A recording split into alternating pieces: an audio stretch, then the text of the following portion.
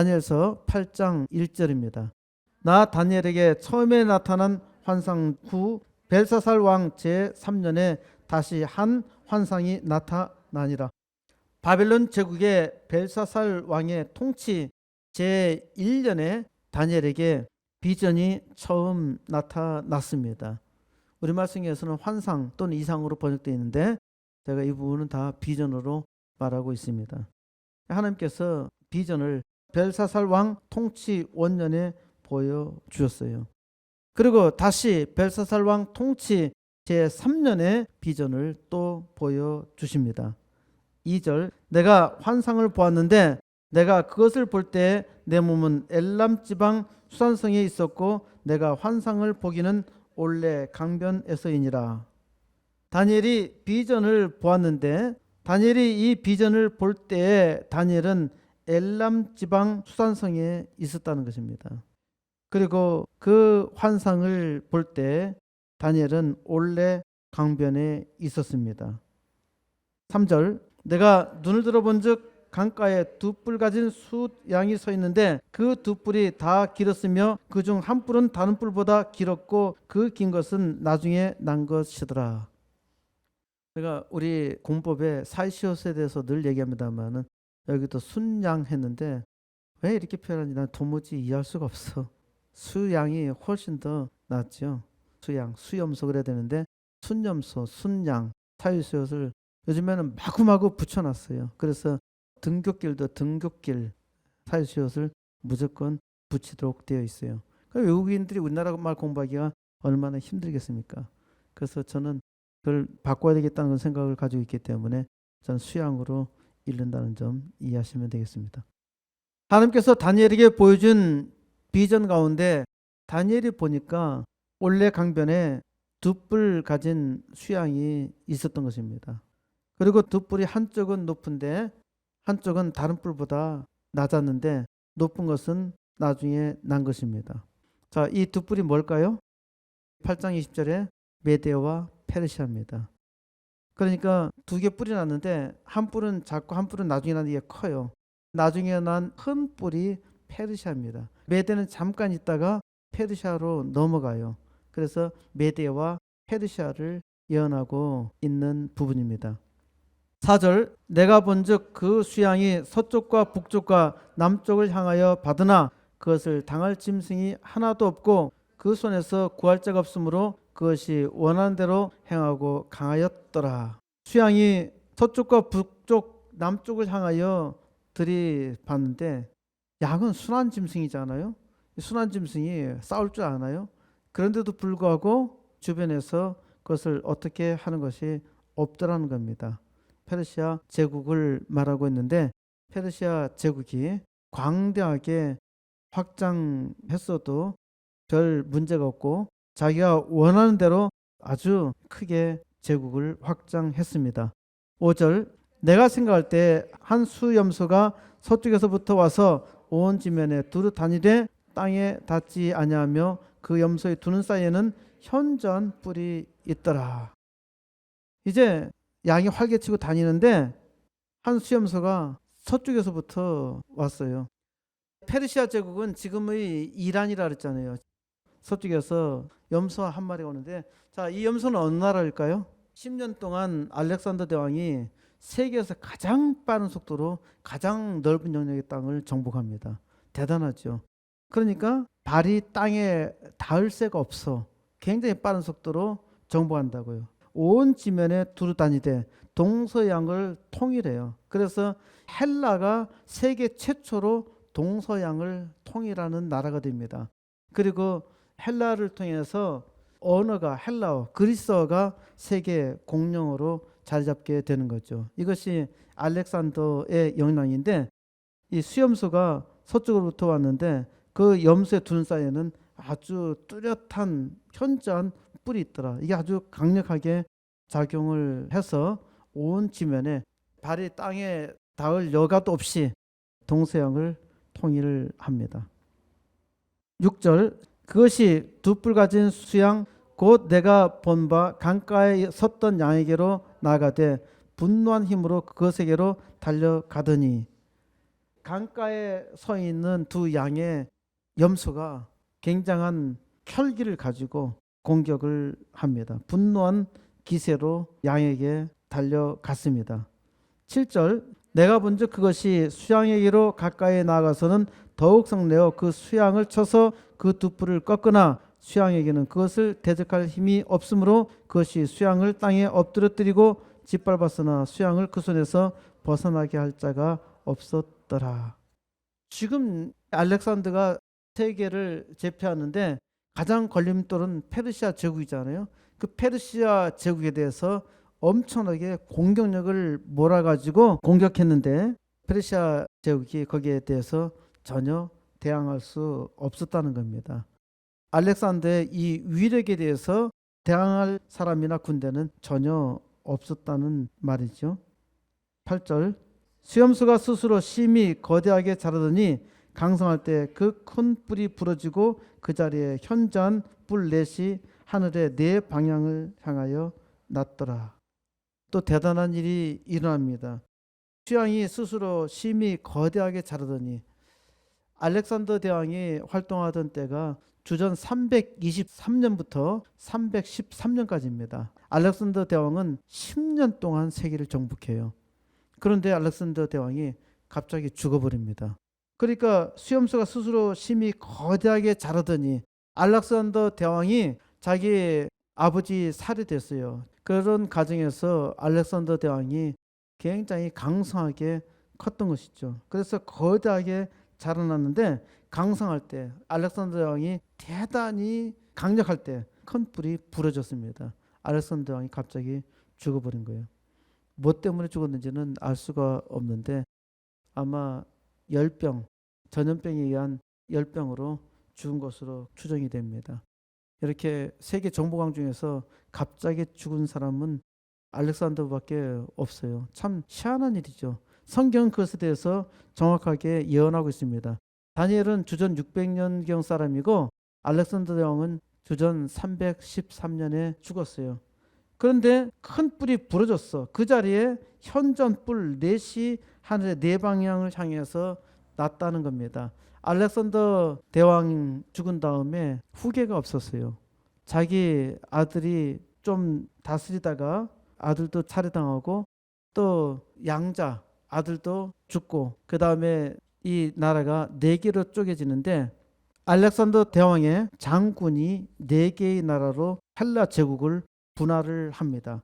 그래서 네 개의 나라로 분할돼서 나눠지는데 마케도니아 지방하고 이집트하고 동쪽하고 서쪽 이렇게 해서 네 개의 국가로 쪼개지는데요. 이 쪼개지는 것이 여기에 예언된 것처럼 뿔렛이 사방에 났는데 그 다음에 예언은 8장 9절 그중 한 뿔에서 또 작은 뿔 하나가 나서 남쪽과 동쪽과 또 영화로운 땅을 향하여 심히 커지더니 이제 이 중에서 한 뿔이 나타나서 남쪽과 동쪽 또 영화로운 땅을 향해서 심히 커졌다는 겁니다. 이건 또 어떤 나라일까요? 헬라 제국 다음에 오는 제국이 로마 제국입니다. 그 중에 이제 작은 뿔 하나가 나서 또 심히 커졌습니다. 10절 그것이 하늘 군대에 미칠 만큼 커져서 그 군대와 별들 중에 며칠 땅에 떨어뜨리고 그것을 짓밟고 그러니까 로마 제국이 얼마나 강대하게 컸는가 하는 것을 보여주고 있죠. 로마 제국은 라인강까지가 경계선입니다. 그것에 대해서 아주 신속하게 대응하려고 로마가 군사 도로를 뚫어놨죠. 그래서 거기서 모든 길은 로마로라는 말이 나오는 겁니다. 이 길을 따라서 나중에 복음이 전파되게 되죠. 그러니까 헬라 제국의 알렉산더로 인한 헬라 말 그리스어가 세계 공용어가 됐고 그래서 신약 성경은 그 헬라어로 기록이 됩니다. 그래서 기록된 헬라어가 예수님 오신 로마 시대 때 로마가 만들어 놓은 도를 따라서 전 세계에 복음이 전파되는 거죠.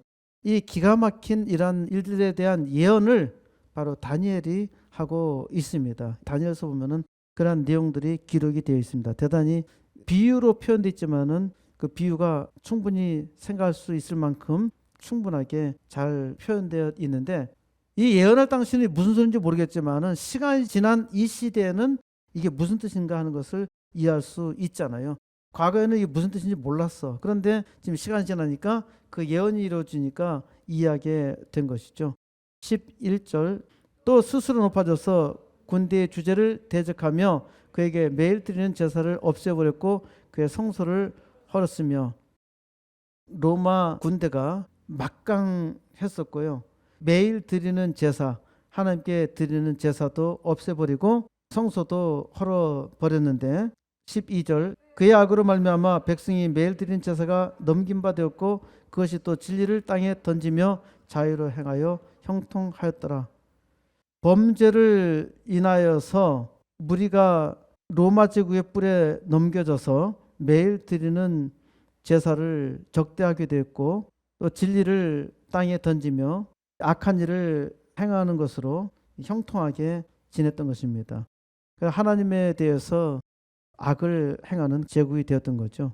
지금까지도 객적으로 그렇게 왔습니다마는 이 인간 나라를 다스리는 분이 하나님이시다라는 것을 다니엘서에서는 아주 명확하게 보여주고 있습니다. 이제 하나님의 개입이 13절에 나옵니다. 13절 내가 들은즉 한 거룩한 이가 말하더니 다른 거룩한 이가 그 말하는 이에게 묻되 환상이 나타난 바 매일 드리는 제사와 망하게 하는 죄악에 대한 일과 성소와 백성이 내준 바 되며 짓밟힐 일이 어느 때까지 이를꼬 하매 한 거룩한 이가 말하더니 다른 거룩한 이가 그 말하는 이에게 묻되 이 거룩한 이는 하나님이시죠. 그런데 이 하나님이 어떤 하나님, 성부 하나님, 성자 하나님, 성령 하나님, 어떤 하나님을 말하는지는 명확하게 알 수가 없습니다만은 이 대화를 보면은 성부 하나님이 성자 하나님께 얘기하는 것으로 추정할 수가 있겠습니다.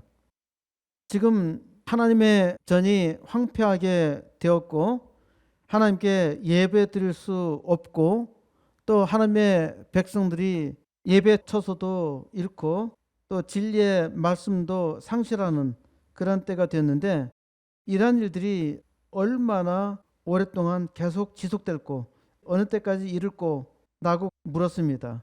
그때 14절 그가 내게 이르되 2300주야까지니 그때 성소가 정결하게 되리라 하였느니라.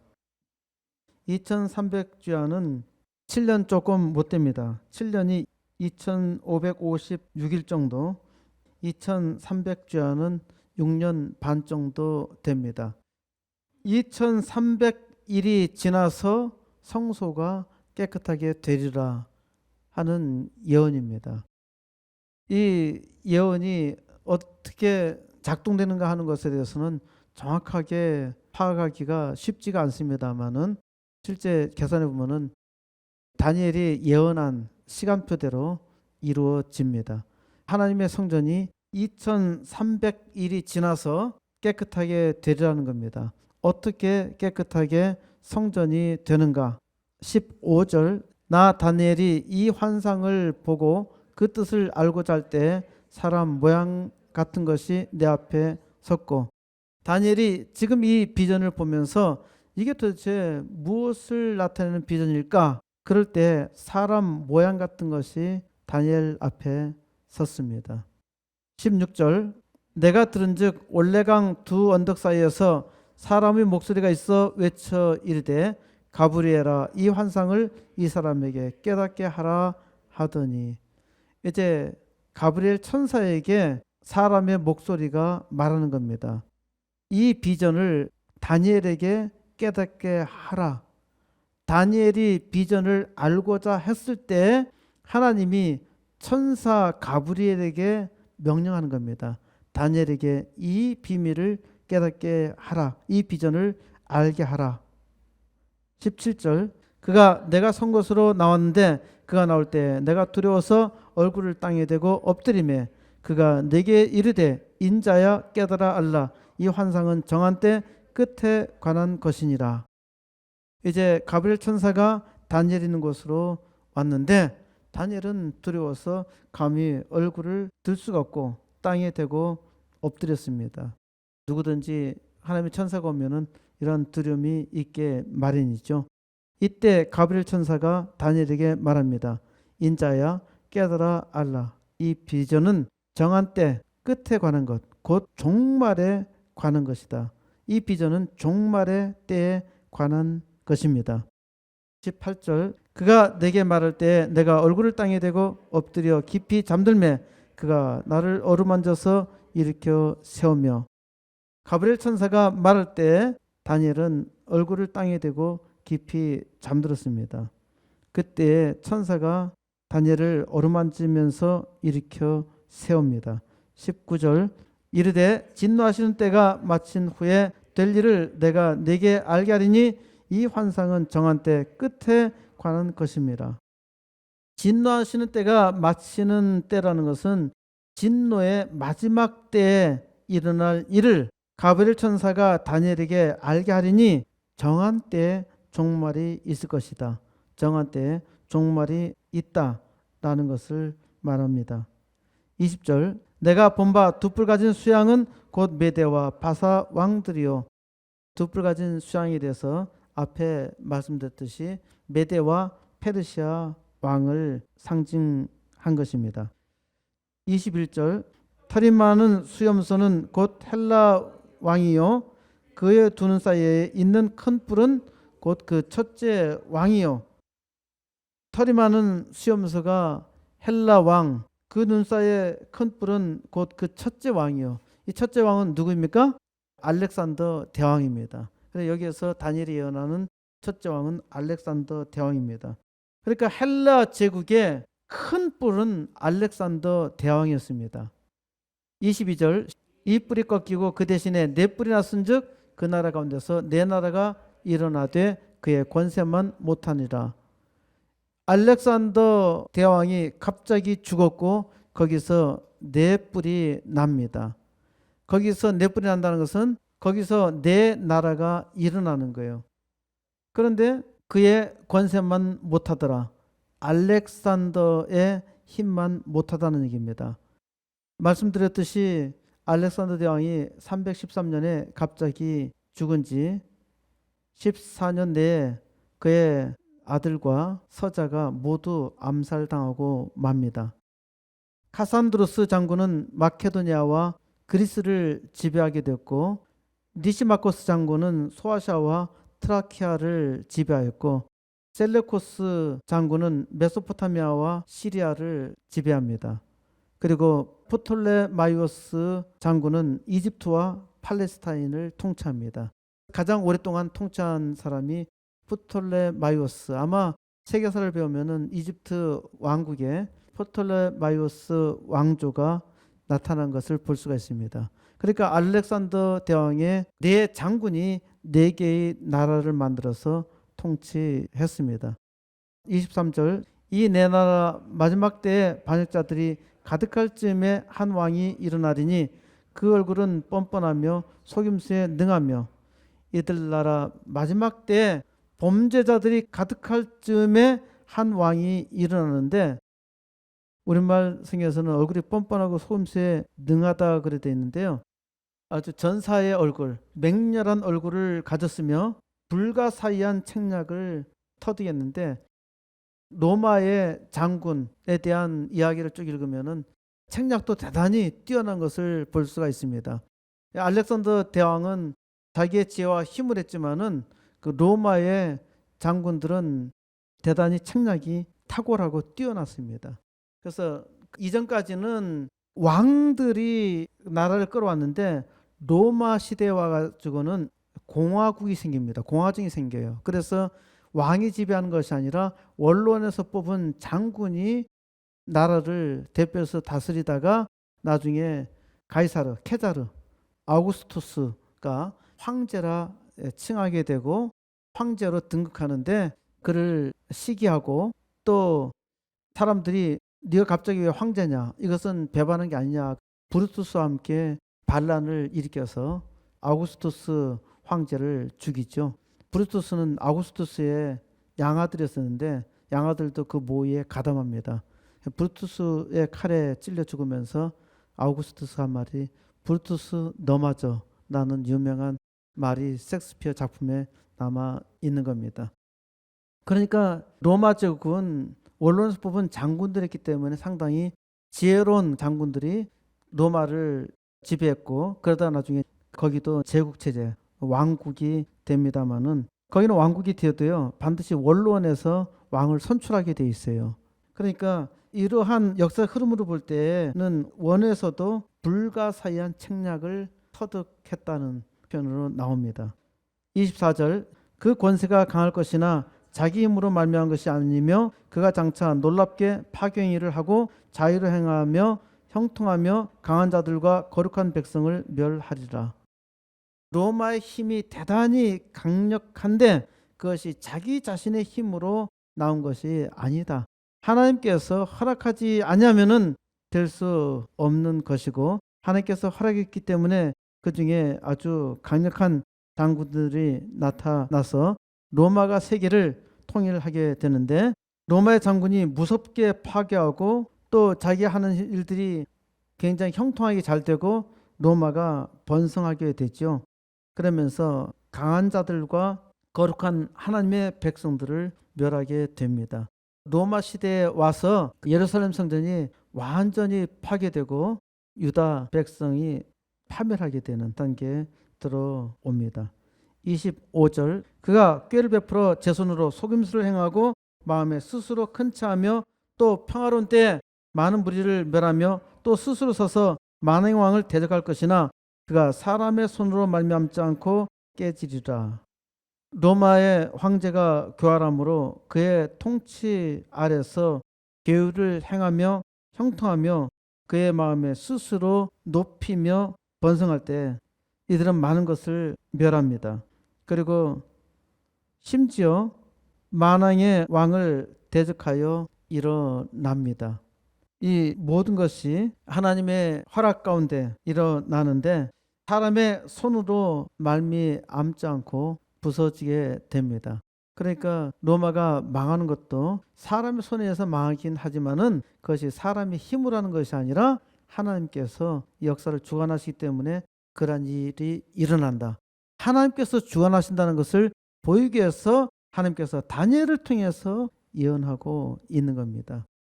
이제 다니엘이 600년 이후에 일어날 일에 대해서도 계속 말하고 있죠. 26절, 이미 말한 바 주에 대한 환상은 확실하니 너는 그 환상을 간직하라. 이는 여러 날 후의 일임이라. 이미 2300일에 대해서 예언했죠. 2300주야. 2300일에 대한 비전은 참되다. 이것은 확실하다. 너는 이 비전을 봉인하라. 감춰 두라는 겁니다. 이것은 장래 여러 날의 일입니다. 나중에 일어날 일에 대한 예언이다 라고 말하고 있습니다. 뒤에도 계속해서 말하겠습니다마는 다니엘의 예언이 어떻게 정확하게 일어났는가, 예수 그리스도가 오시는 것까지 예언하고 있어요. 여기서는 희미하게 얘기한 겁니다. 만왕의 왕도 대적하게 될 것이다. 예루살렘 성전도 완전히 파괴할 것이다. 그러나 결국 로마도 멸망하게 되어 있다라는 희미하게나마 예언하고 있습니다. 27절, 이에 나 다니엘이 지쳐서 여러 날 앓다가 일어나서 왕의 일을 보았느니라. 내가 그 환상으로 말미암아 놀랐고 그 뜻을 깨닫는 자도 없었느니라. 우리말 옛 성경에서는 나 다니엘이 혼절하여, 여기서는 지쳐서 했는데 나 다니엘이 혼절하여, 하나님의 비전을 보면서 다니엘은 혼절했고 수일 동안 앓다가 일어났습니다. 그리고 왕의 일을 보았던 것이죠. 지금 현재의 일은 벨사살 왕의 통치 기간이고요. 벨사살 왕은 교만을 떨다가 망하고 말죠. 페르시아 키루스 대왕에 의해서 벨사살은 죽게 되는데 바로 벨사살 때에 다니엘이 예언한 것입니다. 이제 이 놀라운 비전에 대해서 그 뜻을 깨닫는 사람도 없었던 것입니다. 아무도 깨달을 수가 없어요. 다니엘도 하나님께서 왜 내게 이 비전을 보여주셨는가, 이것을 깨닫고자 했지만은 깨달을 수가 없었어요. 사실 이 비전은 다니엘서 7장에도 아주 비슷하게 하나님께서 보여주고 있습니다. 다니엘이 비전을 보았지만은 이해할 수가 없었습니다. 우리는 지금 시점에서 다니엘의 비전을 충분히 이해할 수 있죠. 그런데 다니엘이 있었던 시대는 주전 600년경으로 벨사살 왕이 통치할 때, 그리고 이제는 벨사살 왕이 통치하다가 죽을 때니까 주전 550년쯤 되었습니다. 그때 페르시아 제국이 설 때까지 다니엘이 예언했으니까요.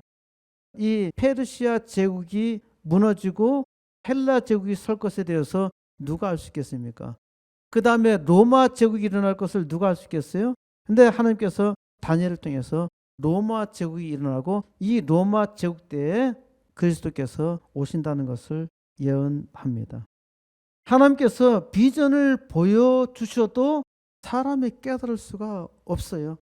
다니엘이 보았다 하더라도요, 그것은 희미하게 비전을 보았지 이 비전이 정확하게 뭔가 하는 것은 전혀 알 수가 없죠. 왜? 미래에 일어날 일이니까. 과거의 일 같으면 이해할 수가 있죠. 미래에 일어날 일이기 때문에 다니엘은 전혀 이해할 수가 없었던 것입니다. 하나님께서 비전을 주셔도 사람이 깨달을 수가 없어요. 하나님이 보여주시고 알게 해주셔도 잘 깨닫지 못합니다. 이 비전을 이 사람에게 깨닫게 하라. 하나님께서 다니엘에게 비전을 보여주시고 천사 가브리엘을 통해서 이 비전을 깨닫게 하라고 말씀하셨습니다. 그래도 다니엘이 깨달은 것은 희미하게밖에 볼 수 없는 겁니다. 그러니까 하나님의 뜻을 깨닫는 사람은 전혀 없었던 것이죠. 하나님께서 알게 해주셔도 잘 깨닫지 못한단 말입니다. 그럼에도 다니엘은 증거해야 했었고 기록했습니다. 왜? 이 증거는 참되며 하나님께서 일하신다는 것을 명백하게 보여주시는 것입니다. 성경에서 이 다니엘만큼 기가 막히게 정확하게 예언하는 것은 없어요. 다니엘은 꼭 시한폭탄이 터지는 시간표와 같아요. 정확하게 시간이 되면은 딱딱딱딱 터지게 돼 있단 말입니다. 정확하게 다니엘을 통해서 보여주신 거예요. 다니엘은 이후에 일어날 일을 전혀 자기의 눈으로는 목격하지 못했습니다. 그러나 하나님의 성령의 역사로 다니엘은 하나님의 비전을 보고 증거했던 겁니다. 비전은 하나님께서 주십니다. 하나님께서 주셔도 사람이 겸손하지 못하면 깨달을 수가 없어요. 이 시대에도 하나님께서 다니엘의 비전을 통해서 우리에게 비전을 주셨어요. 우리에게 보여주셨단 말입니다. 우리가 이 땅에서 무엇을 해야 할까 하나님께서 보여주셨고요. 또 나에게 주어진 달란트를 통해서 하나님께서 일하신단 말입니다. 우리에게 주어진 비전은 사명입니다. 이 비전을 이 사람에게 깨닫게 하라. 비전을 깨닫게 하는 것. 하나님께서 성경의 계시를 통해서 보여주시는 비전을 깨닫게 하는 것이 제가 해야 할 일입니다. 저도 미련해서 잘 알지 못합니다. 하나님께서 은혜 주시는 한에서 깨닫고 증거할 따름입니다. 옛날에는 가브리엘 천사가 나타나서 알게 해 주셨어요. 지금은 천사가 일하는 때가 아닙니다. 하나님께서 먼저 부르신 백성을 통해서 하나님께서 보여주시고 말씀해 주세요. 제 앞서 있었던 많은 하나님의 사람들이 깨닫고 연구하고 또 기록한 것을 저로 하여금 보게 하였고 또 듣게 하였고 지금 말하게 하는 것입니다. 하나님께서 하나님의 사람을 통해서 일하시는 것이죠. 왜? 하나님께서 이 시대에 여러분에게 비전을 보여주시고 여러분을 통해서 하나님의 위대한 역사를 나타내시려고. 이 세상의 모든 역사는 하나님께서 주관하시고 하나님께서 하나님의 사람을 통해서 일을 하고 싶어 해요. 오늘 부르신 여러분을 통해서 하나님께서 일하시고 여러분을 통해서 하나님께서 이 우주 만물을 주관하시고 여러분을 통해서 복을 주시며 하나님께서 그 일을 주관하신다는 것을 깨닫게 하시려고 이 일을 이루시도록 기도하게 하시며 기도를 통해서 하나님의 역사를 이루게 하시려고 오늘도 여러분을 부르셨습니다.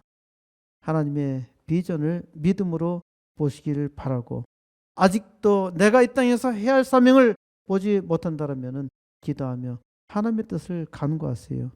하나님의 비전을 이루는 것이 여러분들이 이 땅에서의 삶입니다. 지금 이 어려운 환경 속에서 하나님의 비전을 받은 여러분들로 말미암아 이 땅에 다시 한번 하나님의 위대한 역사가 여러분의 능력의 손길을 통해서 나타나 하나님의 영광 온 땅 나타내시기를 우리 주 예수 그리스도의 이름으로 간절히 축원드립니다.